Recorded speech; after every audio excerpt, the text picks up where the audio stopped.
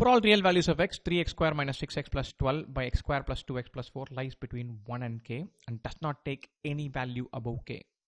Then k equals and lies between 1 and k. There's an inequalities question. We need to find the range of this function. What values can it take? Every time you're given two quadratics, rule number 1 is to simplify it into one quadratic. And how do we do that? X square plus 2x plus 4. Write this in terms of that. There's a 3 sitting there. So I'm going to think of the first expression as 3 times x square plus 2x plus 4. And then plus or minus something divided by x square plus 2x plus 4. Why 3? Because there's a 3x square there. This will become 3x square plus 6x plus 12. There's a plus 6x. Here there's a minus 6x. The 12 term is exactly the same. So this will give us a plus 6x. We want a minus 6x. So subtract 12x. Now this simplifies life a lot. This expression becomes 3 minus 12x by x square plus 2x plus 4. So I'm not going to worry about this. I'm going to worry only about this.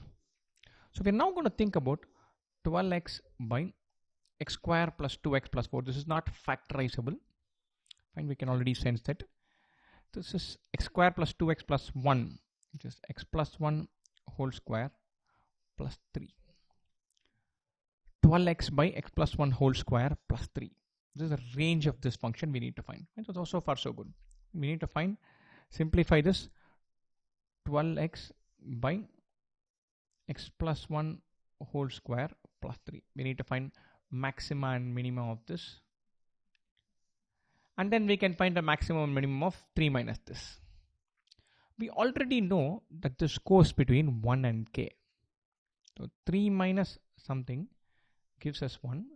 3 minus the other extreme will give us k. This is the maximum. It means this should correspond to the minimum.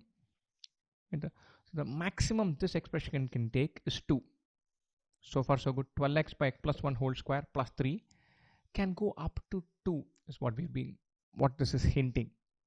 And so how can it be 2? When will it be 2? When you put 12x by x plus 1 whole square plus 3 equal to 2. And so when x is 2, x plus 2 the whole square is 3 square. 9 plus 3, 12. 24 by 12 is 2. That will give one extreme. We need to find the other extreme. And so the maximum value of this will result in the minimum value. The minimum value of this will result in the maximum value.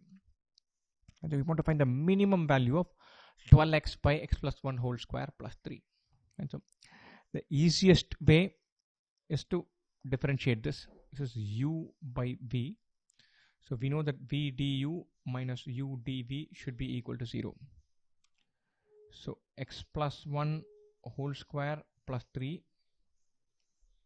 into 12 minus 12x into 2 times x plus 1 should be equal to 0. Fine. So if we can simplify this and get an expression, then we are through. And or this part is equal to this part. So 3 plus x plus 1 whole square, the whole into 12 minus 12x into 2 into x plus 1 is equal to 0. This 12 and this 12 we can cancel. So 3 plus x square plus 2x plus 1 minus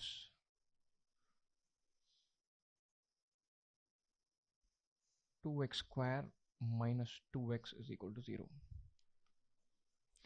Plus 2x minus 2x get cancelled.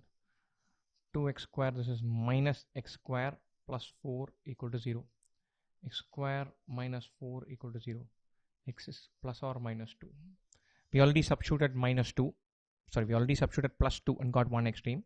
Another extreme, 12 into minus 2 divided by x plus 1 the whole square. Minus 2 plus 1 whole square plus 3.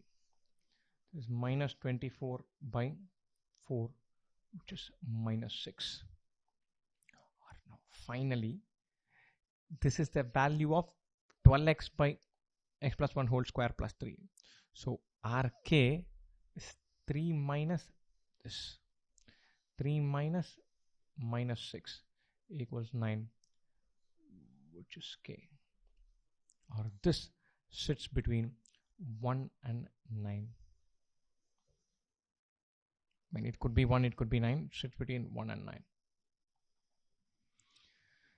Wonderful question. The maximum and minimum hit at +2 and -2. +2 we already found out because that one number is handed out. -2 is the other extreme, which we differentiate, put it to 0, find out -2, plug in when the value is -2, find the expression, and then simplify and find k. Once again, very, very, very tough. Very tough. From an exam point of view, it's an easy decision. You should not be touching these questions with a barge pole.